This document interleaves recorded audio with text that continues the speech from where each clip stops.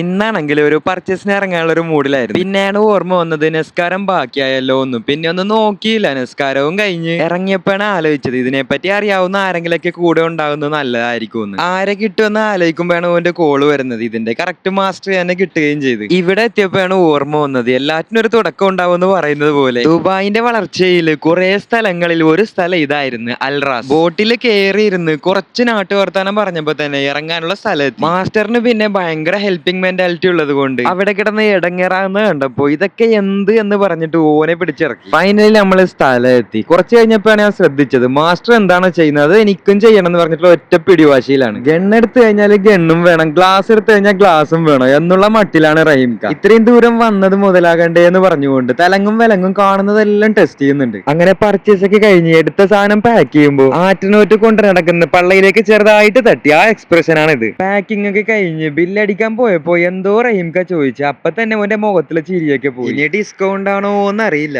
അവിടുന്ന് ഇറങ്ങി കുറച്ച് നടന്നതും അടുത്ത ഓർഡർ വന്നു. ബോട്ട് കയറാൻ പോയപ്പോഴാണ് പിന്നെ കണ്ടത് ഈ 60-65 വയസ്സിൽ രാവും പകലും ഇല്ലാതെ കഷ്ടപ്പെടുന്ന കുറെ ആൾ. പിന്നെ ബോട്ടിൽ നിന്ന് ഇറങ്ങിയതും മാസ്റ്റർക്ക് പോകാനുള്ള സമയമായി. അങ്ങനെ മാസ്റ്ററോട് അസ്സലാമു അലൈക്കും പറഞ്ഞിട്ട് ഞങ്ങൾ നടന്നു പോകുന്ന വഴിക്കാണ് പറയുന്നത് ഇനി എന്തെങ്കിലും കഴിക്കാതെ ഒരടി വണ്ടി മുമ്പിലേക്ക് പോകൂലെന്ന്. അങ്ങനെ കയറിയ ഒരു കടയാണ് കാസർഗോഡ്. ഇവിടത്തെ പള്ളിക്കെട്ടാണെങ്കിൽ എല്ലാവരും നല്ല അഭിപ്രായം പറയുന്ന ഒരു കോംബോ ആണ്. അങ്ങനെ ഫുഡ് കഴിച്ചു കഴിഞ്ഞാല് മുകളിലേക്ക് ഒരു സുലൈമാനി ഇല്ലെങ്കിൽ ഒരു മജയില്ല. അങ്ങനെ ഒരു സുലൈമാനി വാങ്ങിച്ചിട്ട് ഞങ്ങൾ നേരെ വിട്ടു. പോകുന്ന വഴിക്കാണെങ്കിൽ എന്നും ഇല്ലാത്തൊരു ബ്ലോക്ക്. അങ്ങനെ 1 മണിക്കൂർ ഇവിടെ തന്നെ പോയി. അതിന്റെ ഇടയിലാണ് ഇവളെ കാണുന്നത്. അങ്ങനെ ഇവൾക്കൊരു ഹായും കുറെ ആക്ഷനും കാണിച്ചപ്പോ ഇറങ്ങാനുള്ള സ്ഥലം. അങ്ങനെ അടുത്ത പ്ലാനും ചെയ്ത് റഹീംകാട് ബായും പറഞ്ഞ് നേരെ റൂമിലേക്ക്. ഇനി അടുത്ത വീഡിയോയുമായി കാണുന്നവരെ ബൈ.